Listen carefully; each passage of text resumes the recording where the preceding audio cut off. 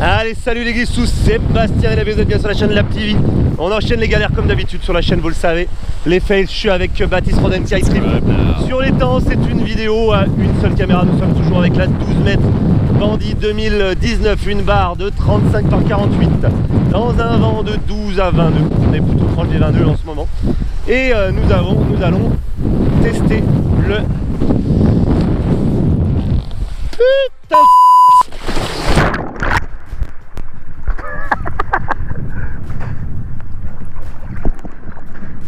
Eh ben ça fera partie des Peitaki.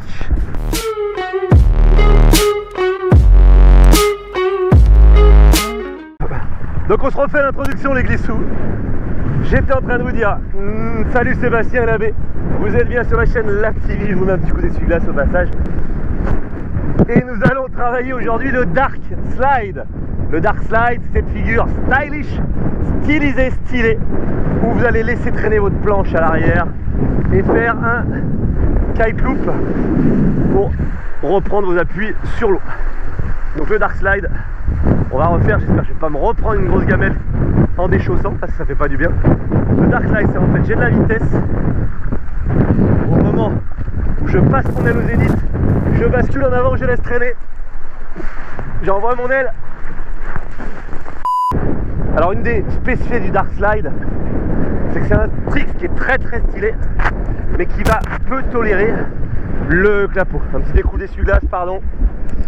Ça va peu tolérer le clapot, les vagues, etc. Pourquoi? Parce que votre planche va accrocher dans l'eau et risque de déchausser, puisque le plan d'eau va vous arracher la planche des pieds. Donc là, qu'est-ce qu'on va faire? On va aller se replacer sur une zone d'eau beaucoup plus flat. On va aller chercher un petit peu de flat, un petit peu moins de clapot, pour pouvoir basculer en fait sur nos appuis et basculer en fait sur l'avant de la planche, sur la tranche de la planche, pour pouvoir ensuite relancer avec un kite loop. Je vais prendre un peu plus de vitesse les glissous pour pouvoir basculer sans perdre la planche. Hop.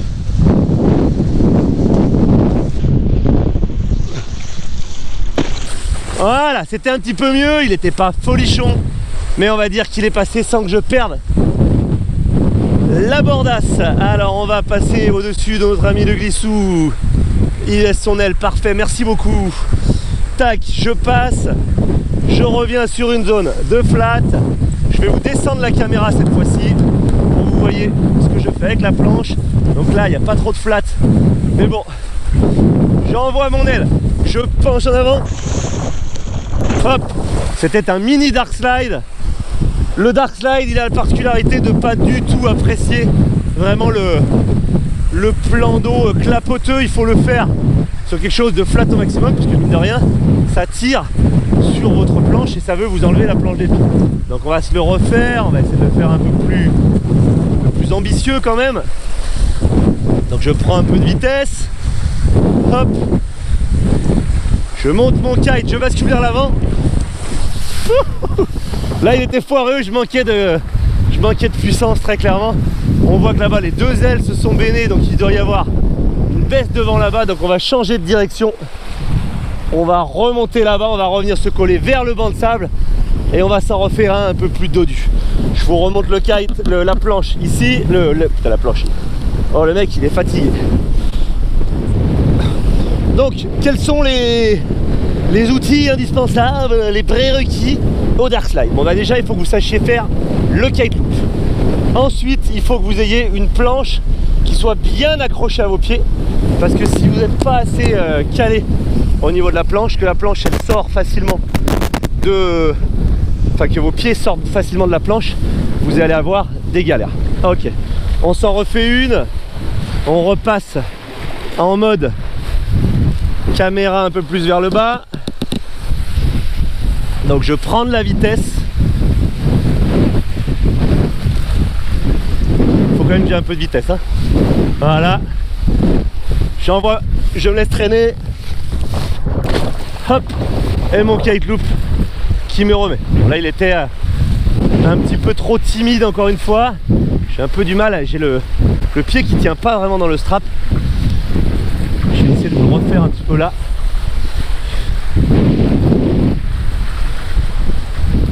là j'ai une zone de flat.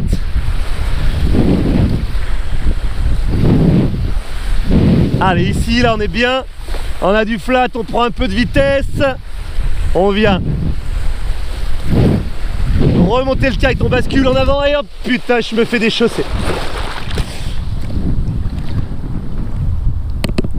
Donc ça c'est quasi systématique si vous n'êtes pas très toilé, que le plan d'eau est un petit peu avec un petit peu de relief et que vous avez des pas d'estrade pas très serrés, vous allez vous faire arracher la planche à chaque fois que vous basculez sur l'avant. Donc on va aller se replacer de nouveau. Allez, on est reparti, zone de flat. Voilà, c'est joli là, c'est bien flat. Donc on est reparti. Donc je vous en refais un avec la caméra vers le haut pour que vous voyez le mouvement de l'aile. D'accord? Donc avec la caméra bien vers le haut. Donc je prends de la vitesse. D'accord? Je suis au près travers. Là j'ai une zone bien de flat. Donc qu'est-ce que je fais avec mon aile? Comme si j'allais faire un saut. Je monte, là c'est là que je me laisse traîner. Là je fais mon kite loop. Là vous voyez, je vous l'ai fait au ralenti pour bien que ça soit visible. On se le refait pareil avec l'aile en haut. Je monte mon aile au zénith. Là je me laisse basculer vers l'avant, je freine, kite loop, je repars vers l'avant. Donc là je vous le fais en douceur, ce qui fait que du coup ça n'éjecte pas au niveau du kite loop. J'ai simplement laissé mon kite partir vers l'arrière. On va voir si Baptiste Rodenkite nous en fait un petit.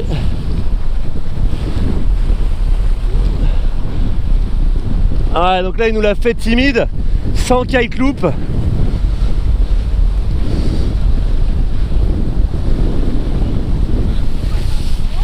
De quoi? Donc c'est un petit peu comme le kite loop, le dark slide, il ne faut pas que vous hésitiez à engager. Si on hésite, on va se retrouver avec en fait un déséquilibre au moment de tirer sur la main arrière, on va pas se faire éjecter, on va pas ressortir de l'eau. Mais vous avez vu que si on le fait en douceur, on peut le faire aussi sans que ça secoue trop, hein. Il suffit simplement de retarder l'envoi du kite loop pour que ça ne tire pas trop fort. Donc là je vous le fais, on l'a fait avec la caméra vers le haut, je vous le fais avec la caméra vers le bas. On va mettre la caméra vraiment sur la planche. Allez, j'espère que j'ai pas perdu le son.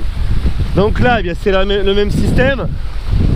Je monte mon aile au zénith, je me penche en avant, mon kite loop et ça repart. Je monte mon aile au zénith, je me penche en avant, je laisse frotter, hop, et ça repart. Donc sachant que plus vous êtes capable de faire durer la période de slide, plus votre dark slide va être joli, mais par contre plus la sortie va être intense. Ça c'est vraiment un trick de kéké, c'est vraiment un trick qui envoie du lourd quand vous avez des spectateurs. Ça a fait son petit effet. C'est assez stylé. Et plus vous allez être horizontal, plus ça sera joli. Hop, je vous passe le petit essuie-glace. Et on va essayer de faire un peu durer la phase de slide. Pour faire durer la phase de slide, eh ben, il faut tout simplement retarder la main arrière, ne pas tirer trop fort, trop vite sur la main arrière, faire durer cette phase de slide et mettre le kite loop en dernière minute. Donc là, qu'est-ce que je fais? Je fais monter, je bascule. Hop. Voilà, bon, c'était un petit peu sport, vous avez vu, je vous l'avais dit, ma phase de slide a duré plus longtemps. Par contre, bah, l'éjection sur le kite loop de sortie a été plus importante. Donc là on se la refait. Hop, c'est j'envoie, hop, et je ressors de mon dark slide vers l'avant. Bon, voilà les glissous, c'est la fin de cette vidéo. Pour conclure, notre ami Rodenkite Trick qui va nous envoyer une rotation. Oh là là, mais qu'est-ce qu'il nous fait? Life is a beach, alors on se prend pas la tête et on en profite. Il s'est tellement pris la tête qu'il a même pas envoyé sa rotation. Allez, à très bientôt. Ciao.